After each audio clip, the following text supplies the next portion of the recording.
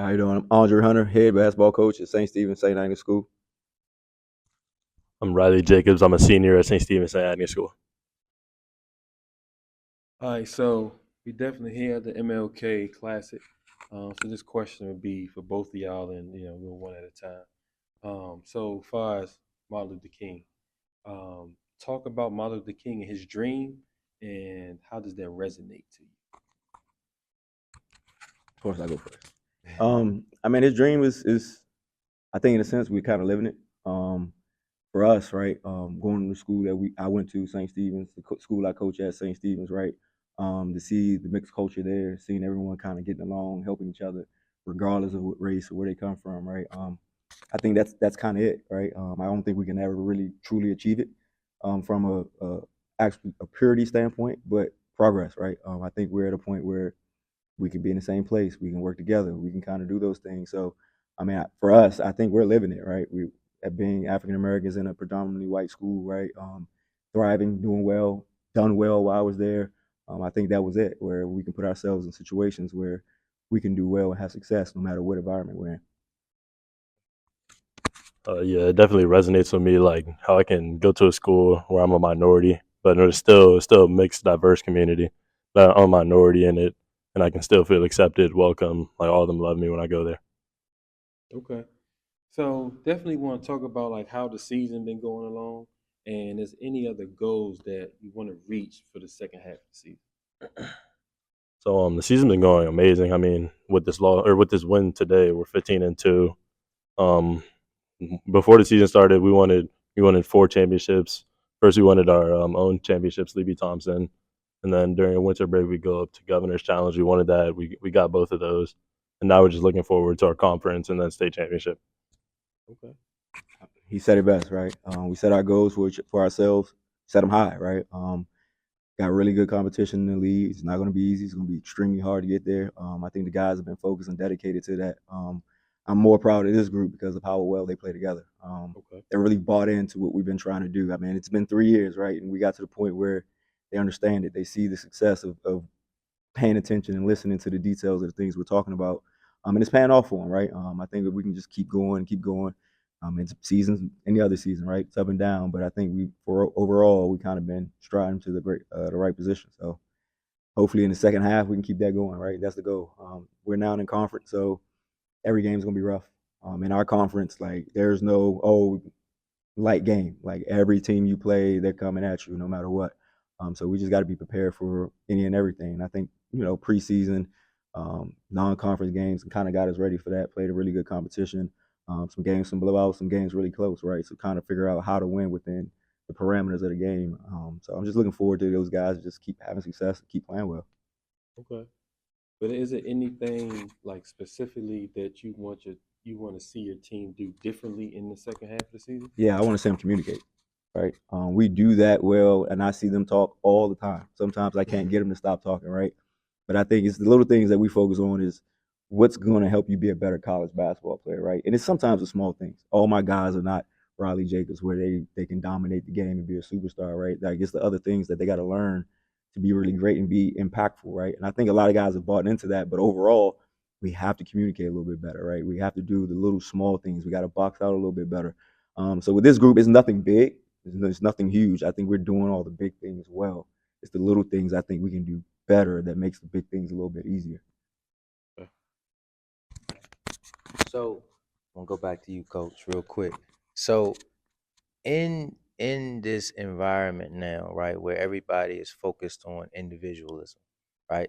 Talk about how you balance individualism versus team concepts. First, everything's team, right? And then within team, like we give them absolute freedom. Hmm. Like if you can beat your man, beat your man. Hmm. Like if you can knock that shot down, you better shoot it, right? Like we punish them for the other things. If you don't shoot the open shot, you're coming out, right? Like and good shots, right? We kind of emphasizing the right shot.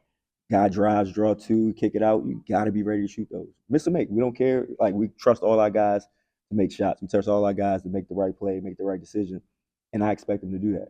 So I think that gives them the ability to be individuals in times, but at the same time, understanding that's coming from a team concept of you got that opportunity because your teammate did what he's supposed to do, right? So it's kind of worked hand in hand. And in times, sometimes with this guy, right, just give him the ball. Yeah. and just let him go. And like we don't shy away from that. There's been games where I ran the same play for him maybe 10, 15 times. Like we don't, and no one cares. Mm-hmm. Like we have a group where no one's, oh, why we keep giving him the ball? Oh, it's my turn, so I'll take a bad shot, right? I think everyone's focusing on what we have to do to win and what we're trying to do at that moment. And everyone gets our opportunity. We have games where I think all of my starters at this point and had games where they scored 20 plus points Mm-hmm. on multiple occasions. Some nights they might not, some nights they have, right? It's just based on how the game goes, who has the mismatch, where we can find advantages on our end. And everyone's buying into it. They're just ready for when it's their day to be ready. And every day is somebody different. Man, I love that answer, man. It speaks to your leadership. Thank you, thank you, thank you. Let's get back to you real quick. So tell me, like, give me some features of your game. You know what I mean? Like, what do you do well? I mean, I like to get out in transition. Like I rebound extremely well, and he lets me bring it up the court. Like if I get it, just go. Like there's no point in trying to find the point guard, but I can take it myself. I can find guys or just go straight to the rim myself. Okay. But I'm also have a good mid range game, a low post game. Okay. So let me ask you this. Now that you done told me everything you did well, what's one thing that you need to improve upon? Um, I definitely think I can improve upon my outside game. Like Hmm. I wouldn't say it's terrible, but it needs work. Okay. Okay. So let's talk about some of your biggest influences, or role models on and off the court. Mm. Off the court, definitely my father. I mean, he's always been there for me. Like if like say like for AAU, we'll practice out maybe Northeast DC. My school's in like Alexandria. He'll drive from work in DC to Alexandria to drive back DC. He's always making things happen. And I'm on the court. Well, I mean, definitely Coach Dre. Like he's always been the guy like telling me like I'm the man, I'm the man, I'm the man. So yeah. Okay. Okay. Coach, I got a good question for you. So how do you incorporate, I just gave you props on leadership, right? But how do you incorporate leadership within your players and your assistant coaches? They all have their roles, right? I'm not a guy that's we're gonna do it my way. Like this guy tells me what to do all the time, right? Like, nah, coach, that don't work. Let's do that, right? And I'm cool with it, right? I have no pride in the sense of I think I know what I'm doing. I think I've studied our opponents very well, right? Hmm. But at the same time, these guys are playing. If they see something, they want something, we're gonna do it. If it don't work, then it don't work, right? Hmm. Like my only thing is go defend. Let's get it back on the defense end, and then we'll figure out from there. So, I try to instill leadership early and often, right? I let them do things on their own, and I think they picked it up, right? Like this guy runs practice. Like the first 10, 15 minutes of practice, I can do whatever I want. I Hmm. don't have to even be in the gym, right? And they know what they're supposed to be doing. That's because they lead each other. They're good followers. They learn to follow and lead. Everyone has that opportunity. With me, my rule is you got the ball in hand, you are the leader. Whatever you say, you go. So my point guards have freedom. The guy that's bringing it up has freedom to kind of, well, this is what we're doing. I let them play through it, right? And try to figure it out on their own because I think that helps them later, right? They're already high school basketball players. They've already achieved that, right? Like, how do we get them prepared for when it's time to go to college? So kind of giving them that rope to have some success and fail in those situations. We do that, and with our coaches, everyone has to say so, right? My coaches know for me, they see something, say something, right? You tap, hey, look, let's do this. Like, there's no second guessing. There's no, oh no, we're not doing that. That's not what I want. I call it blindly. They call a play because they seen something. That's why they're there. Right? They're looking at the game from a different standpoint. And even with them, right? Like I got young kids, so sometimes I got to leave practice early. I had to leave work, shoot arounds early this morning to go to my son's basketball game, right? They take over, they run things, right? I let them run the summer league, right? I let them run the fall workouts and stuff like that, where not only they're hearing from me, but they also building that trust with my assistants and allowing them to work on their game, work on their craft, right? All the coaches I've coached under have done it for me, right? Ron Ginyard, when he was there, he did it for me. He allowed us to, hey, that's your role. This is what you do. You live in it, right? Like own it, right? Mike Jones, that's at the Mafia now, did the same thing. Hey, I need you to do this. This is your role. Make sure you do the best at it, right? And it kind of gives you a sense of pride in what you're doing, right? And I try to do the same thing with my guys, my coaches and my players, where like do it, right? Because the world needs leaders, right? I think the leaders are what makes everything go.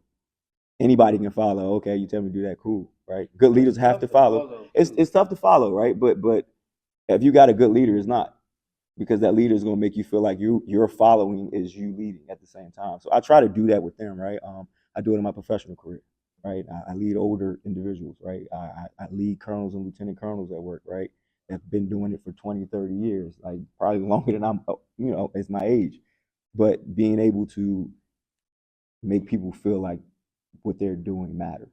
I think that's the big thing. And I think that helps my guys coming off the bench, right? I think some games where guys don't play, they're not mad because they know when they do get in, their role matters. Like them helping their teammates in that moment matters. So we try to just make sure, like, overall, like that's part of my whole concept of just kind of just building a well-rounded band, right? Like making people around you feel like they want to be around you. Yeah, coach, I definitely, man, definitely commend you, man, because y'all starting off great. Just the way how you telling it, how basically how you run your organization, like it definitely seemed like a tight niche, family type oriented, and how you empower your staff and your players. So I mean, definitely commend you on that, I man. appreciate it. Appreciate it. You pass it to Riley, right? Mhm. Okay. So Riley, what's been probably some of the best advice that you've got recently or just in life from either it could be a coach or it could be your teammates?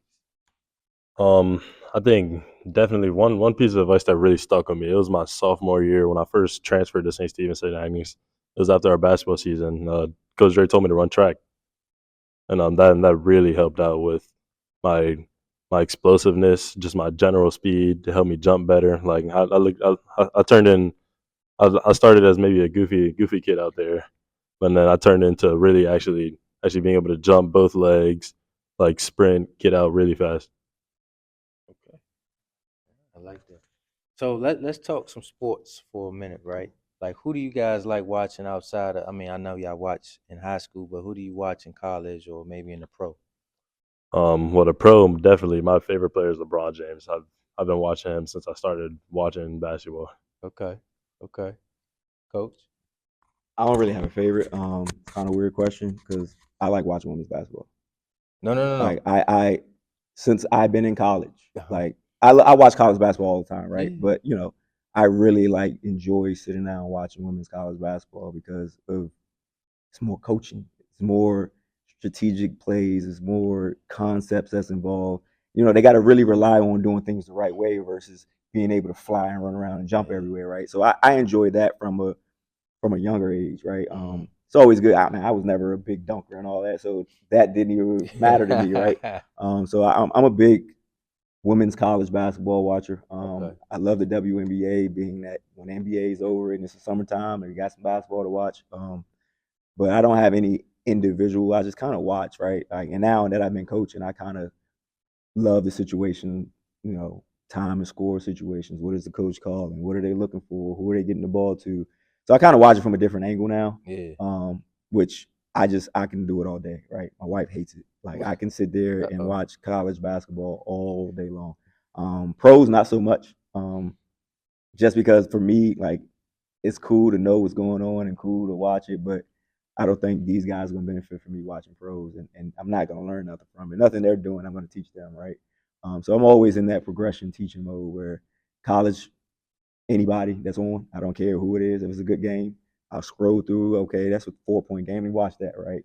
Mhm. Just because you're gonna get certain things going on. I don't like watching blowouts. I don't care who's playing, but I'm a real big women's college basketball watcher. Okay. And it helps me with my daughter as well. So she's kind of pushed me towards that a lot. All right, cool, man. So we got a little game we play. It's called Either Or. I don't have any consequences right now if you chose both because we don't have any with us. But you pick one or the other, right? And we're gonna go back and forth real quick. So you like the women's game. All right, so I'm gonna go Juju or Caitlin Juju. Clark. Okay, that was easy. You're too easy. Okay, all right. Jalen Brown or Jason Tatum. Jalen Brown. Okay, you got Hmm. one. All right. Hannah Hidalgo or Malaysia Wiley. Hmm. We'll go Hannah. Okay, okay. Good. Kevin Garnett or Wimby? Ooh, Kevin Garnett. That's It's, an easy it's, one. it's actually funny. Like our assistant coach, he was always telling me be like Kevin Garnett. Like get that type of attitude to my game. Okay, hold on, go back. Kevin Garnett or Tim Duncan.